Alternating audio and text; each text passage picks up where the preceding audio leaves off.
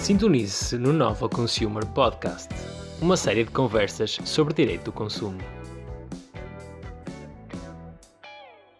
Bem-vindos a mais um episódio do Nova Consumer Podcast. Este será um episódio especial. Comigo estão Aline Calistro, Elisa Arruda, Maria Miguel Oliveira da Silva, Susana Red Gershman e Yasmin Vetka. Todas integrantes da nossa equipa de investigação, do Nova Consumer Lab. O tema do episódio de hoje é relativo às diferenças entre o direito do consumo, ou será direito do consumidor, em Portugal e no Brasil.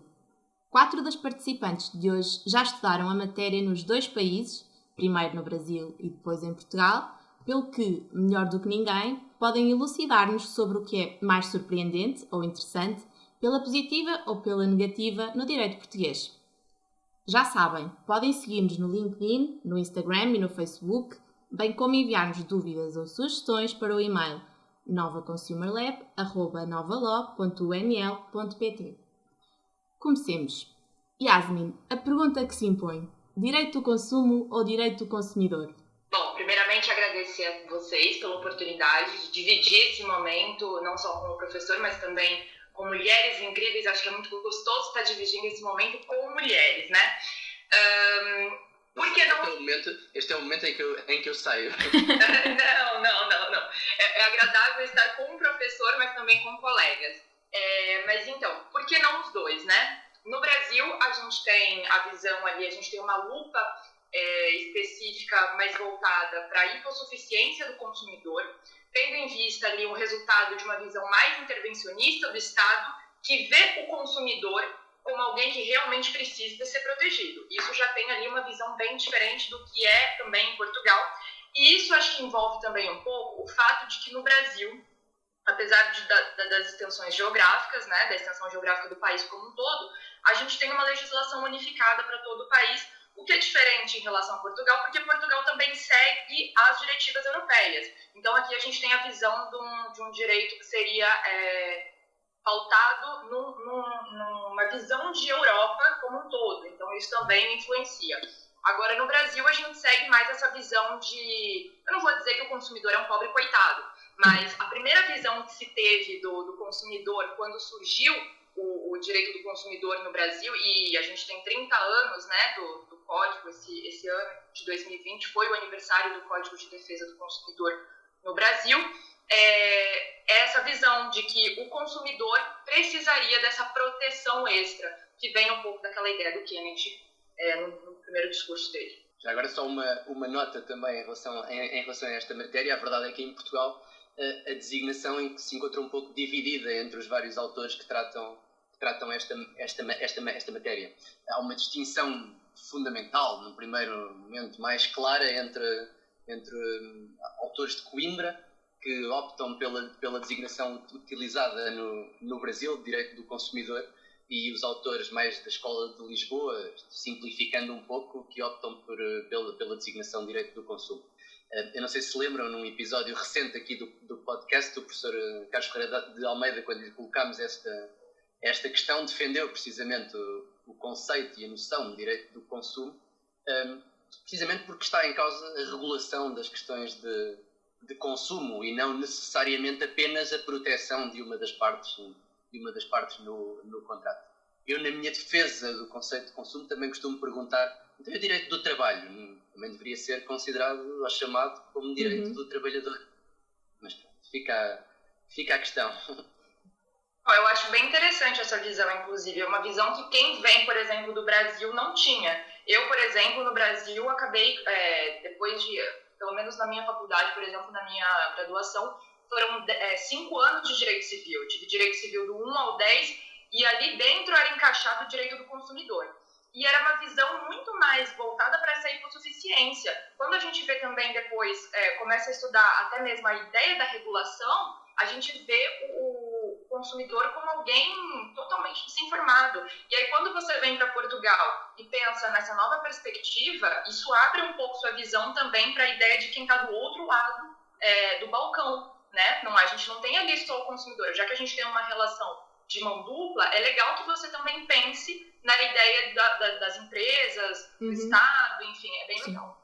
Isso também foi interessante. Ontem ontem não, num dos últimos episódios aqui do nosso podcast com a Juliana Pereira da Silva, esse aspecto de pensar e de colocar e de estudar os dois lados da relação e não apenas o consumidor também foi bastante assinalado e foi bastante interessante. Bem, mas o conceito não é assim tão decisivo como isso, portanto passemos a um aspecto mais de regime e com consequências práticas muito mais significativas. O conceito de consumidor. O conceito é diferente em Portugal e no Brasil. E eu passava a palavra à Elisa para nos falar um pouco sobre isso. Olá a todos, olá a todas. Eu vou falar um pouquinho sobre o conceito de consumidor e algumas diferenças que eu acho notáveis entre o conceito do ordenamento jurídico brasileiro e o conceito do ordenamento jurídico português e também europeu, por consequência. Aqui, retomando o que a minha colega Yasmin estava a mencionar, a Constituição Federal do Brasil de 1988 determina que o Estado promoverá, na forma da lei, a defesa do consumidor, no seu artigo 5º, inciso 32. Para quem está mais familiarizado com o direito brasileiro, esse artigo ele é muito especial, muito importante, porque ele trata dos direitos e deveres individuais e coletivos. Então, lá em 1988, nós tivemos essa normativa para o Estado, fazer uma lei que protegesse os consumidores, e essa lei veio em 1990, está agora completando 30 anos, e é o Código de Defesa do Consumidor brasileiro. Segundo o artigo 2º dessa lei, o consumidor é toda pessoa física ou jurídica que adquire ou utiliza produto ou serviço como destinatário final. Uma grande diferença para o direito do consumo em Portugal é a possibilidade ampla de uma pessoa jurídica ou coletiva ser considerada consumidora, desde que destinatária final do produto ou serviço. No contexto português, o direito do consumo é moldado em grande parte sob a influência das diretivas europeias, também como a Yasmin já havia mencionado. E a maioria das diretivas, elas trazem em si mesmas o seu conceito de consumidor para a aplicação daquele texto legal. Dentre outros aspectos, há a prevalência de um critério, que é a necessidade de o consumidor ser uma pessoa singular, ou aproximando para a realidade normativa do Brasil, pessoa física ou natural. Por exemplo, no artigo 3º, a linha C do Decreto-Lei nº 24 de 2014, em transposição da Diretiva 2011/83 da União Europeia, nós temos o conceito de consumidor como uma pessoa singular, que atue com fins que não se integrem no âmbito de sua atividade comercial, industrial, artesanal ou profissional. Já voltando para o contexto brasileiro, do conceito de consumidor, eu trouxe aqui também uma parte de um julgado do Superior Tribunal de Justiça em 2018. Depois, se alguém quiser ver, é o agravo de instrumento no agravo em recurso especial número 1296-439, de São Paulo, oriundo de São Paulo. Aqui o trecho que eu trouxe em especial é: o artigo 2º do Código de Defesa do Consumidor abarca expressamente a possibilidade de as pessoas jurídicas figurarem como consumidores, não havendo, portanto, critério pessoal de definição de tal conceito. O que é relevante, na verdade, é saber se a pessoa física ou jurídica é destinatária final do produto ou serviço. Nesse passo, essa Corte Superior, interpretando o dispositivo em comento, reconhece que essa qualidade é obtida mediante a aplicação da teoria finalista, pela qual, num viés restritivo, considera como consumidor final tão somente o destinatário fático e econômico do bem ou serviço, seja ele pessoa física ou jurídica. Essa mesma decisão também parafraseou uma doutrina consumerista brasileira, nomeadamente de autoria de Cláudia Lima Marx. O destinatário final é o consumidor final, que retira o bem do mercado ao adquiri-lo, ou simplesmente utilizá-lo, destinatário final fático, e não aquele que utiliza o bem para continuar a produzir, pois ele não é o consumidor final, ele está transformando o bem, utilizando o bem e incluindo o serviço contratado no seu, para oferecê-lo, por sua vez, ao seu cliente, o seu consumidor.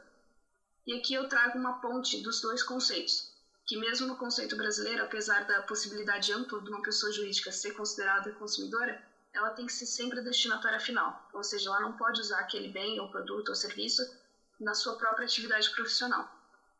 E aqui eu volto novamente para o artigo 3º, a linha C, do Decreto-Lei que eu já mencionei, que novamente define o consumidor como a pessoa singular que atue com fins que não se integrem no âmbito da sua atividade profissional. Apesar deles serem conceitos diferentes e da possibilidade mais ampla da pessoa jurídica no Brasil ser considerada consumidora, eles têm também pontos em comum. Já agora pergunto também a quem está aqui se ficaram surpreendidas ou se já sabiam que no direito português existia esta diferença. Quando estudaram pela primeira vez o direito português, era algo que para vocês era evidente ou não? Para mim não foi, com certeza não foi. Surpreendente. Sim, para mim foi bem surpreendente, até porque, retomando também o que a Yasmin já havia dito, nós temos sempre essa ideia bastante imbuída do consumidor como alguém hipossuficiente.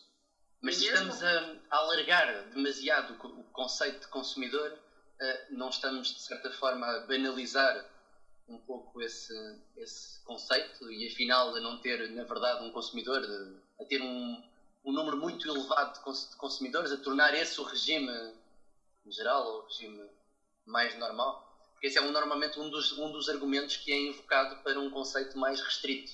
É não tornar demasiado amplo. Haver um regime efetivamente especial para um conjunto determinado de pessoas que, não estando a atuar no âmbito da sua atividade profissional, devam ser particularmente protegidos. Já agora, o outro argumento que costuma ser utilizado é a certeza jurídica. E julgo que muitas vezes, com um conceito mais amplo, pode não ser tão fácil delimitar com tanta precisão quando é que alguém pode ser qualificado como consumidor. Mas também esta discussão já teve já fez correr muita tinta também em Portugal, onde existem autores que defendem uma perspectiva mais ampla do que aquela que está consagrada. Aliás, como sabem, a Lei de Defesa do Consumidor, que é de 96, a atual, a anterior era do princípio dos anos 80, não restringe a pessoas singulares. Aplica-se a todo aquele. Depois a restrição é feita em função do uso não profissional. E isso também é interessante, parece-me. Isto também altera quanto à produção de provas, numa eventual demanda? Quanto à produção de prova, quem é que tem de provar, no fundo? Isso. O consumidor, é essa a questão? Exato, porque no Brasil basta eu alegar o prejuízo que o réu que vai ter que justificar. Não, isso não ocorreu, porque presume-se a hipossuficiência da pessoa física perante uma empresa. Certo. Então, isso... O regime é aplicado independentemente de haver uma hipossuficiência ou não. Ou seja, o consumidor até pode ser a pessoa mais rica do mundo, com muitos conhecimentos numa determinada matéria, frente a um profissional, a um fornecedor pobre e sem conhecimentos sobre a matéria em causa. Portanto, a lei presume de forma inelidível que existe essa desigualdade e manda aplicar o regime. Portanto, o que interessa é saber se estão verificados os elementos do conceito de consumidor, nomeadamente se é um uso profissional ou um uso não profissional. E aí cabe àquele que pretende invocar a natureza de consumidor que não está a utilizar o bem para um fim profissional. Esta questão do consumidor ser uma parte mais fraca ou não levanta sempre alguns problemas precisamente relacionado com essa questão, porque por vezes pode não ser efetivamente a parte mais fraca. No entanto, em geral, diria que talvez na maioria, à partida o consumidor é a parte menos protegida, pelo menos se não houvesse a legislação do consumo. E isto leva-nos à próxima questão, que se prende precisamente com saber se faz ou não sentido haver um mecanismo específico para a proteção do consumidor, ou pelo menos para que haja uma demanda do profissional por uma via mais célere, mais barata, mais económica. E eu perguntaria se calhar à Susana qual é que é a tua opinião quanto à questão da diferença entre os juizados especiais e a resolução alternativa de litígios em Portugal. Olá, boa tarde. Muito obrigada pelo convite para estar aqui do outro lado, dessa vez no nosso podcast. Bem, no Brasil nós temos os juizados especiais cíveis, que acredito que as causas envolvendo o consumidor sejam responsáveis por uma grande parcela do movimento nesse âmbito do judiciário. Para quem não é do Brasil e não está habituado com os juizados especiais cíveis, eles substituíram os juizados de pequenas causas e eles julgam causas de até 40 salários mínimos. Até 20 salários mínimos as pessoas podem buscar esses juizados sem a participação de um advogado. E ele teoricamente é mais célere do que a justiça comum, também visa a conciliação, mas a verdade é que nós temos um grande número de demandas no Brasil. Até num dos episódios passados, a professora Cláudia Lima Marques comentou que muitos falam em uma indústria do dano moral no Brasil nas causas de consumidor, mas na verdade eu tendo a concordar com a professora de que há de fato muito dano aos consumidores. E, enfim, acaba não sendo tão célere assim, e há o envolvimento do judiciário. Há a gratuidade, há um acesso facilitado pela gratuidade, mas não é tão rápido quanto se gostaria. A Susana tem experiência Tem. Quanto advogada nos juizados especiais? Tenho como advogada e também como parte eu não busco os juizados especiais. Se for para procurar o judiciário, prefiro fazer a prova com mais calma na justiça comum. E por experiência posso dizer que o trâmite às vezes é bastante lento, são muitas ações, de fato. Por isso me agradou bastante conhecer aqui em Portugal a resolução alternativa de litígios. Eu gosto da ideia do consumidor protegido ali no artigo 14, número 2 da Lei de Defesa do Consumidor, que leva a arbitragem necessária às causas de pequeno valor, não só nos serviços essenciais, também todas aquelas dentro do valor de 5 mil euros, correto, professor? Corretíssimo. Não é assim tão pequeno, na verdade. Não. A média do valor dos exato. 5 mil euros até é um valor relevante. É bastante relevante. E me agradou bastante. Eu gosto da ideia de uma composição sem a participação do Estado juiz. Sim. Existe algum preconceito, tenho eu ideia, pelo menos entre juristas que se dedicam ao direito do consumo. Eu vou manter direito do consumo, mas entendam direito do consumidor, quem quiser. Existem em alguns juristas brasileiros algum preconceito, uma imagem negativa em relação à arbitragem nesta matéria. Porquê que será? Se for preconceito, tenderia a acreditar a busca de honorários, enfim, não sei. Eu acho que isso também envolve um pouco o fato de que até pouco tempo atrás se acreditava muito que a arbitragem no Brasil era uma coisa comprada. Normalmente eram litígios que envolviam valores muito vultuosos e por isso a tendência dos advogados e também dos clientes era acreditar a empresa que tiver mais dinheiro obviamente vai levar a arbitragem e vai vencer a causa. Então, essa falta de imparcialidade era enxergada dentro da arbitragem, coisa que aqui em Portugal a gente não enxerga dessa forma. A gente não enxerga a arbitragem como algo já contaminado. E no Brasil a arbitragem era enxergada assim. Pelo contrário, muitas vezes em Portugal são as empresas que têm algum receio desta arbitragem de consumo. Diria eu. Mas eu acho que essa é a principal razão. É a inexistência de centros de arbitragem como aqueles que existem em Portugal, que são centros só pensados para o consumo e que são centros que, apesar de serem privados, são quase públicos, porque são quase totalmente financiados pelo Estado. E, portanto, na prática, os centros de resolução alternativa de litígios de consumo que existem em Portugal, os centros de arbitragem de conflitos de consumo que existem em Portugal, são, no fundo, verdadeiramente um equivalente aos juizados especiais, mas se calhar sem os problemas que os juizados especiais têm, também provavelmente porque não têm tantos processos. E é interessante que a Susana dizia há pouco que não propunha ações nos juizados especiais. Eu agora perguntava à Maria qual é a perspectiva dela sobre os centros de arbitragem em Portugal. Isso eu acabo... um processo num centro de arbitragem. Sim, essa questão acaba por... Eu ia fazer uma pergunta ao contrário, que era se houvesse duas portas, o juizado especial ou no RALC, qual é que eu entrava? Eu estava a tentar dar resposta a mim própria. É assim, honestamente, eu diria que depende da fama do centro de arbitragem que eu tivesse que contactar, porque no fundo também está aqui em base a confiança que nós temos nas instituições e em acreditar ou não se aquele centro ou aquela pessoa, aquele advogado vai dar resposta ao meu problema.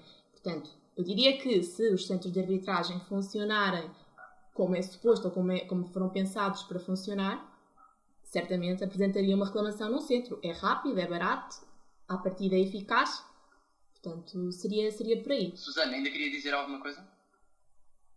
Não, ia completar que talvez no Brasil a implantação de centros de arbitragem de uma forma tão espalhada, tão disseminada quanto aqui em Portugal, talvez seja mais difícil em função do tamanho do país e também da imensa desigualdade entre os estados.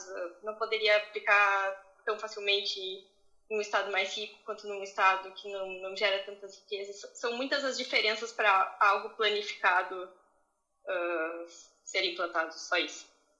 Claro. Nós já vamos falar um pouco daqui a pouco sobre os pró-cons e se calhar podiam ter também aí algum papel ou não, mas isso fica para daqui a pouco.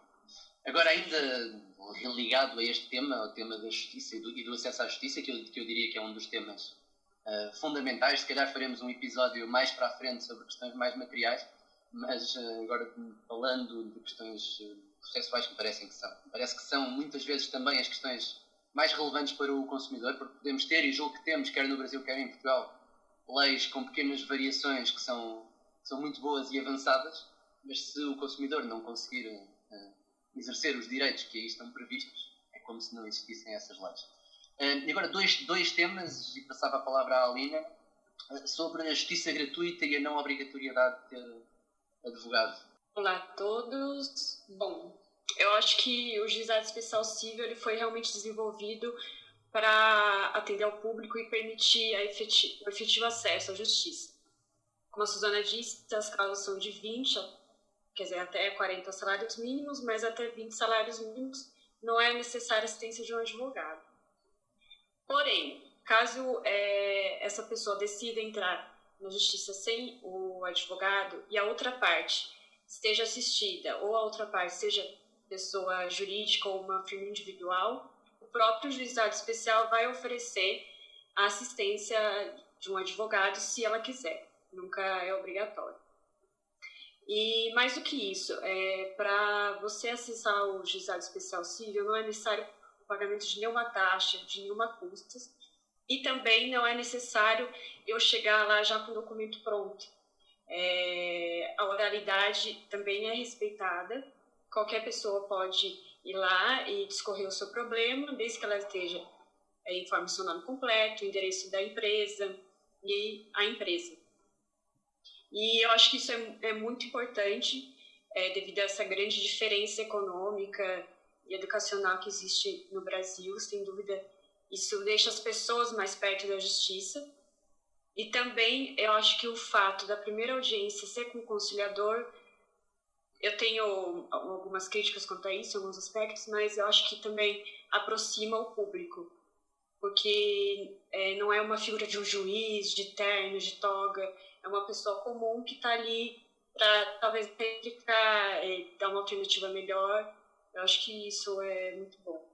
Eu acho que aqui neste ponto é interessante porque há, na verdade, uma semelhança entre os dois regimes, entre os juizados especiais, mais uma vez, e os centros de arbitragem de conflitos de consumo.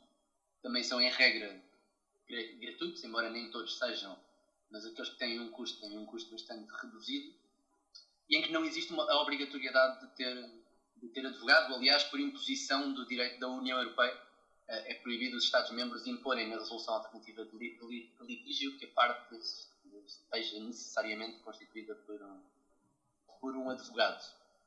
Embora aqui depois a questão que se coloca, e que a Alina também nos trouxe, será que alguém que não esteja representado por um advogado, em particular num processo com eficácia jurisdicional, portanto na arbitragem, se é verdadeiramente eficaz?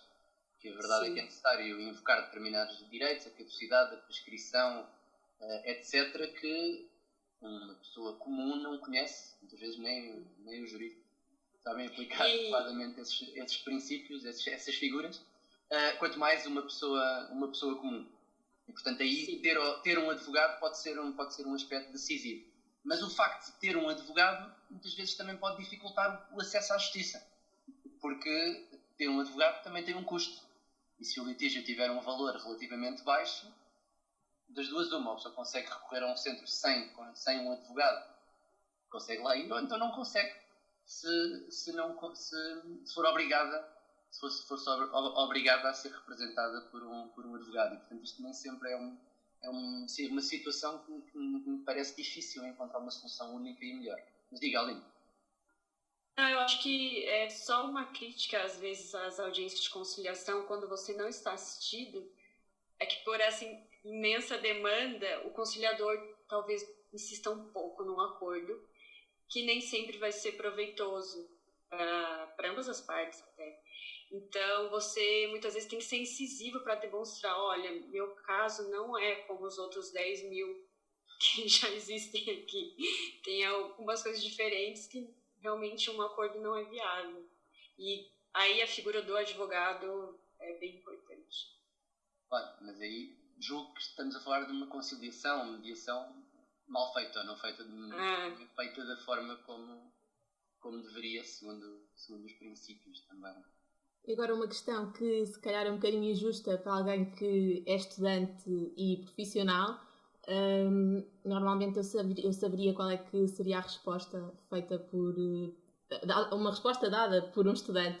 Mas, Susana, já agora novamente, o que é que, na tua opinião, depois deste confronto nacional, internacional, na tua opinião, o que é que funcionaria melhor?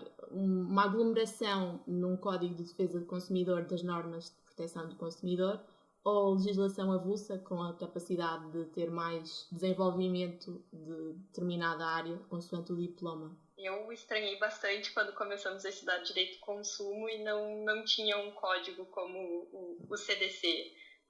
Eu gosto muito da forma como ele é organizado, tem os princípios, tem as garantias, tem as cláusulas que são abusivas, é algo que eu gosto muito de trabalhar.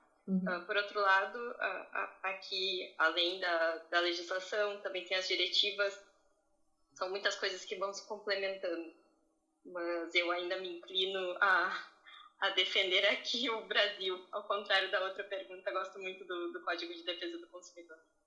Então estamos a perder, 1-0 para o Brasil. Calma que isso não é unânime, tá? Tem pessoas contrárias, eu sou uma delas. Então vá. Não, eu só sou contrária a isso por um motivo. Para mim, o grande problema do CDC é a dificuldade de atualização. Porque quando você tem um código com tudo compilado, para você fazer uma atualização, o que é extremamente necessário, tá? Daqui, nós estamos hoje em setembro, então você considera ali novembro... Desculpa, daqui 4 ou 5 dias vai fazer 30 anos. Depois de 30 anos, a gente precisa de uma atualização. A gente precisa de uma modificação. Modificar um código inteiro é muito mais trabalhoso do que modificar uma lei. Então, quando você tem uma legislação esparsa, talvez essa atualização seja um pouco mais fluida, um pouco mais dinamizada do que a atualização de todo um código. Então, assim, eu acho isso interessante. Além disso, o acréscimo de novos princípios, de novas leis, de novos institutos dentro dessa amplitude de sistema é um pouco mais fácil quando a legislação também é esparsa. Quando eu cheguei em Portugal, uma das coisas que eu mais me impressionei, que eu achei muito legal, por exemplo, foi a legislação da TVDE, por exemplo, estar incluída dentro desse âmbito também do sistema de consumo. Uma coisa que no CDC a gente não pode olhar e falar assim, surgiu aqui uma coisa nova, vamos colocar ali no cantinho. Apesar do Brasil adorar modificar a lei, não é tão fácil quando você tem um código compilado e, enfim, tão organizado e estrito. Sim, que é o que acaba por nos acontecer também com o Código Civil, mas que era incontornável. Que também surgem questões muito atuais que não têm qualquer correspondência com as soluções que o Código Civil nos oferece. É um bom exemplo, é um exemplo interessante e que também tem um aspecto que me parece que deve ser realçado. É quando temos um código civil, o Código Civil tem autores materiais. É óbvio que nós não somos subjetivistas, somos objetivistas, julgo eu. Não fiz uma sondagem. Acho que somos objetivistas na interpretação da lei, mas a verdade é que existe um autor material. E se alguém faz um Código Civil, se uma universidade tem um papel importante no seu Código Civil ou no seu Código de Defesa do Consumidor, ninguém pode mexer no menino, no seu menino. E dificulta um pouco as alterações, com a beleza toda que o Código Civil tem do ponto de vista da redação, por exemplo. É uma obra absolutamente fantástica. Ainda num dos episódios anteriores, precisamente, o professor Carlos Ferreira de Almeida chamava a atenção para o artigo dos direitos de personalidade que foi redigido no momento em que Portugal vivia sob o jugo de um regime fascista e que, sem se alterar a norma, é perfeitamente aplicável no regime democrático que hoje vivemos, protegendo verdadeiramente os direitos de personalidade das pessoas. E, portanto, é interessante que muitas normas do Código Civil mantêm uma grande atualidade. Não acontece, por exemplo, em matéria de venda de coisa defeituosa, que é uma norma que também já foi falada muitas vezes para ser alterada, que contém um regime hiperprotetor do vendedor, que depois acaba por levar a uma diferença muito grande relativamente ao regime da venda de bens de consumo, que é bastante protetor do comprador. E, portanto, temos dois regimes diametralmente opostos na sua filosofia. Eu não sei se sabem, mas houve um projeto em Portugal, no início deste milénio, para elaborar um anteprojeto, um código do consumidor, e foi mesmo apresentado no início do século, um anteprojeto do Código do Consumidor, salvo erro em 2004. O mais interessante, e para mostrar também a evolução na legislação nessa área, é que seria impossível retomar aquele projeto. São tantas e tantas as alterações que surgiram já depois da elaboração desse anteprojeto, nomeadamente na sequência das diretivas europeias, que já foram aqui assinaladas, que teríamos que pensar num anteprojeto novo. E sempre que surgisse uma diretiva, teríamos que estar a alterar o código? Não sei. Teria uma vantagem.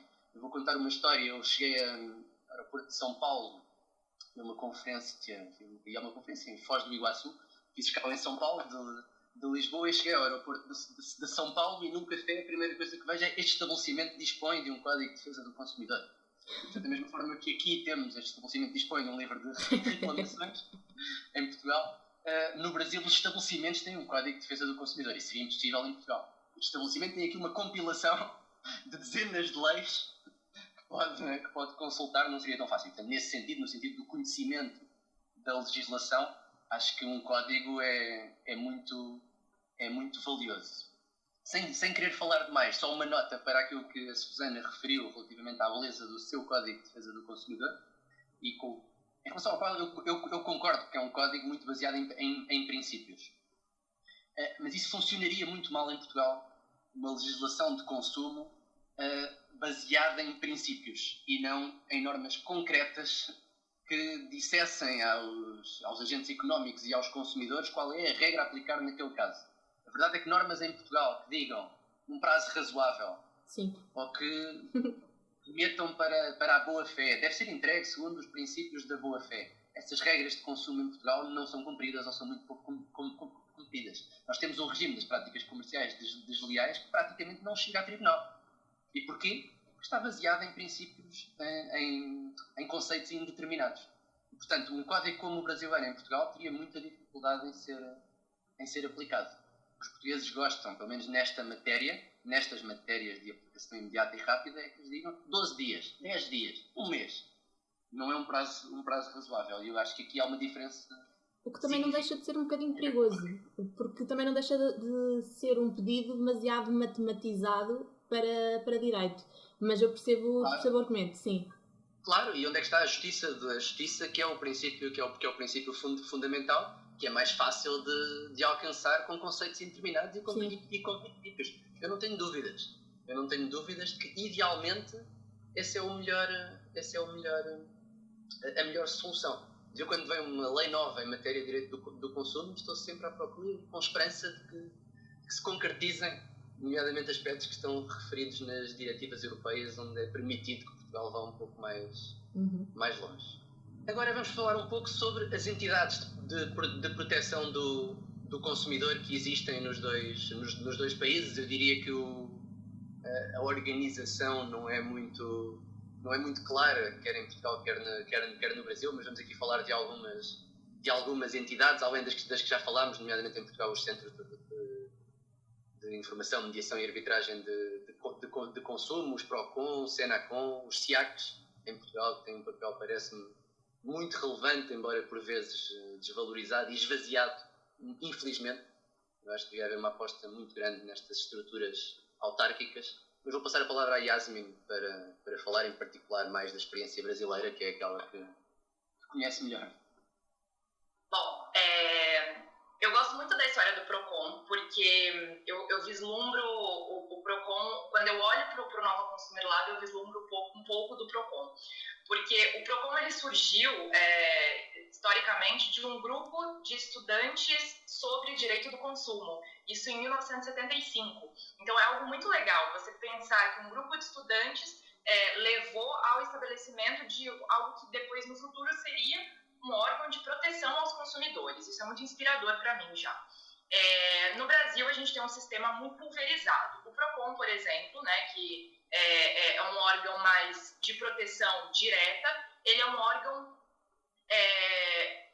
de âmbito estadual.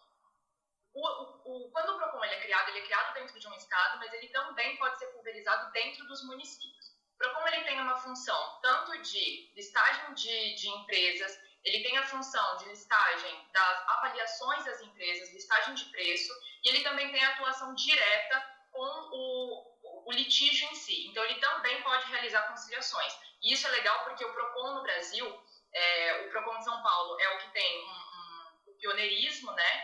E é um órgão de proteção com um engajamento muito forte na área, mas é interessante você notar, por exemplo, as notícias quando eles fazem mutirões. Então, eles têm mutirão de conciliamento. É algo bem interessante, porque você vê esse engajamento. Para um público português, o que é que significa mutirão? É quando eles fazem várias conciliações ao mesmo tempo. Então, eles chamam várias pessoas envolvidas em litígios para poder, no dia tal, a gente vai tentar resolver o máximo possível. Óbvio, não necessariamente isso acontece e funciona da melhor forma possível, mas é interessante porque eles têm essa tentativa de resolver. Além disso, a gente tem o Senacom. O Senacom é algo criado bem recente até, ele foi criado, salvo engano, em 2012. É uma secretaria relacionada já ao Ministério de Justiça, foi criado no governo Dilma. É algo mais para participação em convenções, em eventos internacionais e coisas do gênero. Ele não tem tanto uma função reguladora ou protetiva em si. Ele é mais um órgão de informação e de participação em eventos internacionais e coisas do gênero. Mas também é interessante. Como eu disse, o sistema ele é muito pulverizado, mas isso, ao mesmo tempo que pode ser bom, eu acho que o grande problema é aquilo que a Suzana havia falado da questão da desigualdade. Eu acho que o problema do Brasil em relação a esses órgãos de proteção é a desigualdade entre os estados, que também você sente dentro de um juizado especial. Quando, por exemplo, você tem um juizado num estado que é muito mais lotado, que os juízes já estão sem paciência no final do dia, que aí você vai ver o seu caso sendo julgado pela paciência do juiz também. Enfim, isso acaba dificultando, e é bem diferente do que a gente vê aqui. Se bem que muitas vezes os PROCONs são acusados, nomeadamente pelas empresas, de serem demasiado parciais na defesa do consumidor. Isso também pode ser um problema, em particular num órgão que visa também a conciliação, não é? Ou seja, que tem poderes conciliatórios. Porque além de ter os poderes administrativos de aplicação de sanções, uma entidade que se sinta que está mais próxima do consumidor, ou que é uma entidade de proteção do consumidor, pode ter mais dificuldade em fazer uma verdadeira conciliação. Em Portugal isso seria impossível que uma entidade que visa a proteção do consumidor também pudesse fazer mediação ou conciliação, por exemplo. É interessante que o PROCON, que é essencialmente estadual ou municipal, que corresponderia talvez aos nossos SIAC, que são municipais, mas têm competências muito mais alargadas, muito mais interessantes, diria eu. O PROCON equipara-se quase ao que em Portugal, ao papel que é desempenhado em Portugal pelas entidades reguladoras. Nomeadamente, ou mais até do que as entidades reguladoras, pela entidade fiscalizadora principal da atividade económica, a ASAI, parece-me que tem acaba por ter um papel equivalente, pelo menos quando falo com brasileiros e não apenas juristas. A ideia é o PROCON daquele local é que pode resolver aquele problema e fazer alguma pressão sobre a empresa. Não sei se estou a ver mal, mas... Não, eu acho que é mais ou menos isso mesmo. Acho que, pelo menos para mim, os dois grandes problemas, além da desigualdade, continua sendo também o fato, por exemplo, às vezes o PROCON ele atua no que a gente considera no Brasil, e é algo muito polêmico, é o que é a demanda resistida, né? Porque o consumidor ele teria que passar primeiro pelo site do consumidor.gov, depois pelo Procon, ou melhor, pelo site da empresa, depois pelo consumidor.gov, depois pelo Procon, para depois chegar na justiça. Enfim, é um caminho muito longo. O consumidor que resiste tudo isso, ele já é um vencedor. Por isso, quando a Maria foi responder sobre as portas, se ela falasse que ela ia entrar pela porta do Jeff, eu tenho certeza que a gente ia se unir para ir lá buscar ela e tirar. Não, sai daí, né? Você entrou na porta errada. Então, a gente já começa ali com um problema. E, além disso, eu acho que o outro problema que o Procon enfrenta é justamente o fato de que ele também é responsável pela aplicação de sanções. Então, ali acaba gerando aquela animosidade, e aí o fato do Procon também aplicar sanções, aí pronto, o Procon já protege só os consumidores, porque eu, como empresa, estou sendo punido o tempo todo. Aí também a empresa que vira coitadinha da história, então assim, é complicado a gente ter que gerir todas essas vontades. Claro, eu acho que essa é uma das particularidades dos Procon que leva a essa ideia. Agora, passando a uma vertente muito mais prática, se calhar começaria pela Elisa. Elisa, a melhor experiência de consumo em Portugal e no Brasil? A melhor e pior experiência que eu já tive de consumo em Portugal foi mais ou menos há uns 2 anos atrás. Eu não tinha chegado fazia muito tempo, eu era recém-chegada em Portugal. E fui surpreendida na porta da minha casa por 2 representantes comerciais de uma empresa de telecomunicações. Não vou dizer o nome, claro. Muito bem. O que me surpreendeu foi a ampla utilização das cláusulas de fidelização nesse tipo de contratos, né, de telecomunicações. E naquela altura, eles me ofereceram uma determinada conexão de velocidade à internet, e dentre os outros serviços do pacote, eu achei interessante e resolvi aderir àquele pacote que estava sendo oferecido na porta da minha casa. Aí, uns dias depois, passaram-se, acho que 2 dias, foi um tempo curto, chegou o técnico dessa empresa de telecomunicações para fazer a instalação dos equipamentos na minha casa. E quando ele estava finalizando o serviço, ele me informou que a velocidade era tanto, que era exatamente a metade do que me havia sido informado pelos representantes comerciais, na altura em que eles me fizeram, entre aspas, a venda daquele pacote. Aí eu fiquei bastante dissatisfeita, entrei em contato com a empresa e fui olhar o resumo das informações que haviam deixado comigo no dia da venda. E notei que ali realmente não estava escrito nenhuma informação nem outra. Só tinham anotado um canhoto de uma avença com um nome interno que eles usavam dentro da empresa. Eu fiquei bastante insatisfeita, reclamei na empresa, entrei em contato com o serviço de teleatendimento da empresa de telecomunicações e me disseram que não havia problema nenhum, que eu é que tinha entendido errado. Aí era complicado, porque eu não tinha como fazer a prova de que realmente tinham me informado uma coisa, mas também eles não conseguiam fazer a prova de que tinham me informado de outra maneira, porque só tinham anotado o nome interno daquele pacote. E um vai e vem com aquela empresa, ainda estava dentro dos 14 dias, os 14 dias do direito de resolução são maravilhosos. Como eu não queria ficar fidelizada... E há uma diferença também em relação ao direito brasileiro, não é? No direito brasileiro são apenas 7 dias, é a metade. Eu não queria ficar fidelizada pagando um valor por um produto que eu não tinha... Não era aquele produto que eu queria adquirir. Por 24 meses pagando um valor por aquilo, eu falei, não, vou exercer o direito de livre resolução. Mandei a comunicação para a empresa, aparentemente eles aceitaram, acataram, mas alguns dias depois veio no meu e-mail a cobrança do valor total do contrato. Era um contrato de 24 meses, então era um valor bastante avultado. Fiquei bastante nervosa, bastante preocupada, não estava morando em Portugal fazia muito tempo, resolvi usar o livro de reclamações.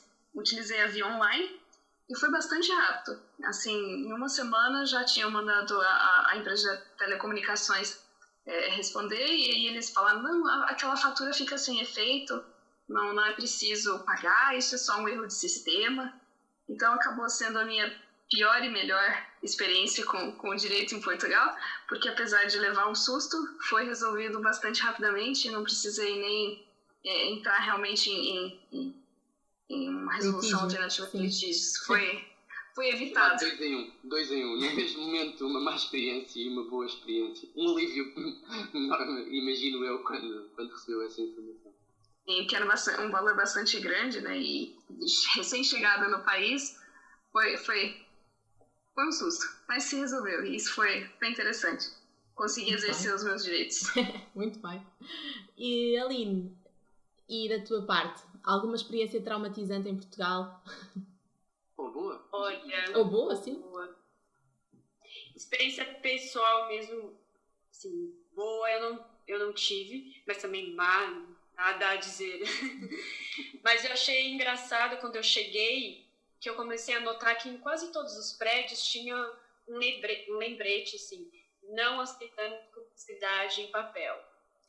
Segundo lei tal, eu não lembro o nome da lei direitinho. Nossa, que interessante, porque no Brasil realmente a gente recebe muita publicidade. Desculpa, mas é aquele dístico amarelo na caixa do correio, da publicidade não endereçada? Isso. Ah, ok, pois. Sabe? Gente, isso é muito bom, porque é uma sujeira aquilo, né? Que imagine prédios aqui com mais de 10 andares, o quanto de papel e muita publicidade, que hoje a maioria das pessoas paga tudo online, ninguém mais recebe nem conta em casa. Eu falei, nossa, isso é muito bom, podia ter no Brasil, não sei se tem. Além de que, mas achei interessante. Muita da sustentabilidade do planeta também é um bem. Susana, alguma ideia sobre consumo em Portugal? Como é que é a sua perspectiva sobre a vida em Portugal e vida no que respeita ao direito dos consumidores? Posso, se nos quiser, dizer o que quiser. Bom, eu não tive problemas, assim. Me chamou muita atenção porque eu comprei um frigorífico para o meu apartamento e na loja disseram que eu teria que guardar a caixa, que era uma caixa imensa, caso houvesse algum problema, porque senão eu não poderia trocar. E eu fiquei, acho que, uns 14 dias com a caixa em casa, pensando, se der algum problema eu não vou poder devolver se não tiver a caixa. Eu acho que esse foi o fato mais memorável até agora, nesse 1 ano de Portugal, em relação ao direito do consumo. De modo geral, tudo transcorreu de forma muito tranquila. Claro, e muitas vezes isso é apontado como se fosse a lei que previsse que, existindo uma desconformidade, o consumidor tivesse que ter a caixa durante um determinado período, que, como sabem, porque entretanto também já estudaram o direito do consumo, não é necessário ter a caixa, a não ser que seja um direito que é atribuído adicionalmente em relação àqueles que estão previstos na lei. Mas isso também é um clássico, e então em grandes eletrodomésticos às vezes não é fácil, se a casa não for muito grande. Não foi muito fácil. Infelizmente foi antes de começarmos o nosso curso, então eu fiquei 2 semanas com a caixa mesmo. Sempre a pensar em direito do consumo, o que é que eu faço com esta caixa? Exato. Yasmin, experiência como consumidor em Portugal? Olha, eu vou dizer que eu nunca tive nenhuma experiência negativa e a minha experiência positiva é só em relação, na verdade não é nem uma questão de experiência, mas é uma admiração mesmo. É uma questão que já foi comentada aqui dos livros de reclamação, que é uma coisa que eu acho realmente muito legal. Embora no Brasil a gente tenha os exemplares do Código de Defesa do Consumidor, aquilo ali é mais um livro de autoajuda, né? A gente folheia, vê uns princípios, acha legal, mas a gente não faz a menor ideia do que está escrito ali. Agora, o livro de reclamação realmente é útil, você pode fazer uma reclamação, que é o que todo mundo quer no fim das contas, né? Então, é bem interessante. Essa ideia da terapia com o livro da reclamação é uma ideia que eu gosto bastante aqui em Portugal. É engraçado essa ideia, porque eu ia precisamente dizer a terapia, eu ia precisamente falar na utilização do livro de reclamações, por vezes, como uma terapia, mas isso também é importante para as pessoas e às vezes até apazigua com se escrever no livro de... Exatamente. Você vai dar autoajuda no Brasil lendo o Código de Defesa e aí você vem pra cá, você já faz a terapia para poder fazer as próprias reclamações. Então, eu acho que isso é algo muito bom, porque tem uma resolução, assim, colocar deles, né? Se tivéssemos a legislação de consumo, além do livro de reclamações, aí era o 2 em 1 e as pessoas podiam fazer a reclamação já depois de terem lido a legislação aplicável. Eu estou a brincar, obviamente. Quanto a esta solução, o objetivo não é esse, e o resultado até poderia ser eventualmente desastroso, digo eu. Muito bem, acho que ficaram alguns temas por falar, mas é apenas uma razão para no futuro fazermos um novo episódio com este tema, mas abordando outros assuntos, como os regimes das garantias, dos contratos à distância, os períodos de fidelização, precisamente, outras questões que são características do direito português ou também outras do direito brasileiro. Muito obrigado a todas e a todos os ouvintes por continuarem desse lado e já sabem, dentro de 2 semanas há mais. A nossa família está cada vez maior. Não se esqueçam de subscrever o canal. Adeus!